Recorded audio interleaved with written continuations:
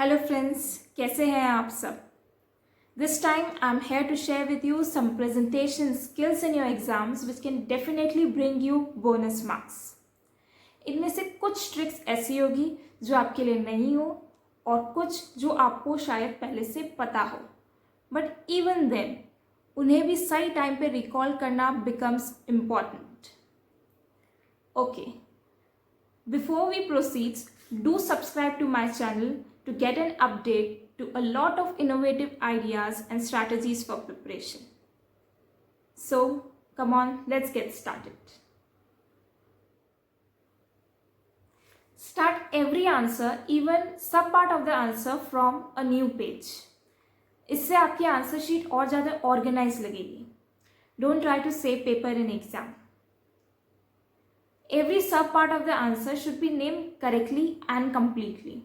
Examiner से दया की उम्मीद मत रखो कि वो बैठ के गेस करे कि आपने कौन सा आंसर कहाँ पर अटेम्प्ट किया है. कुछ क्वेश्चंस ऐसे भी हो सकते हैं जिनके इंटरनली सब पार्ट्स हो. For example, analyse the above situation and decide who is responsible for the loss. Further, will your answer change if the above situation would have been slightly different? मेरा recommendation आप लोग के लिए ये रहेगा कि आप यहाँ पर भी पार्ट 1 पार्ट 2 करके आंसर करें. Also take care that you don't forget to answer part 2. Try to answer in points.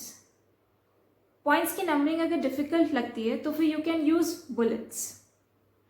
Moving on, कोई क्वेश्चन ऐसा है जहां पर आपको येस या नो में आंसर करना है और if you feel that you have a peak line, तो फिर आई वुड सजेस्ट कि आप उसको स्टार्टिंग में ही मेंशन कर दो.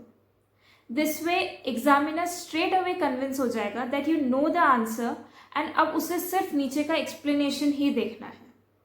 This can be quite impressive.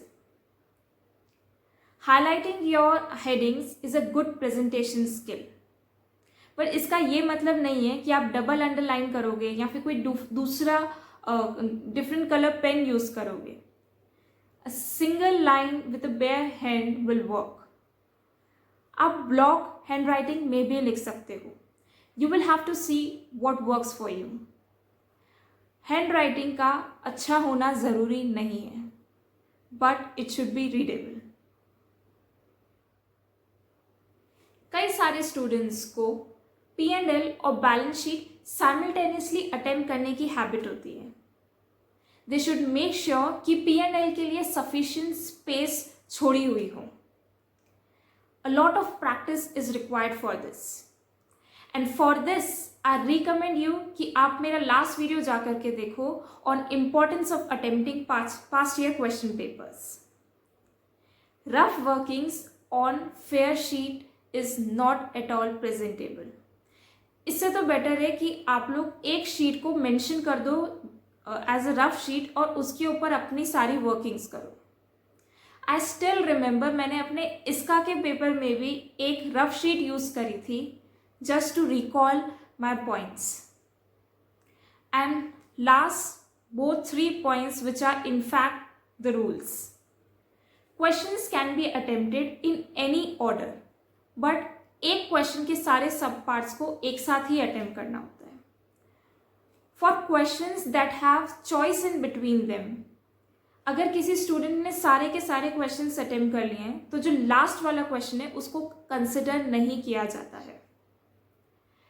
Make sure that you don't put a roll number on the supplementary sheet used.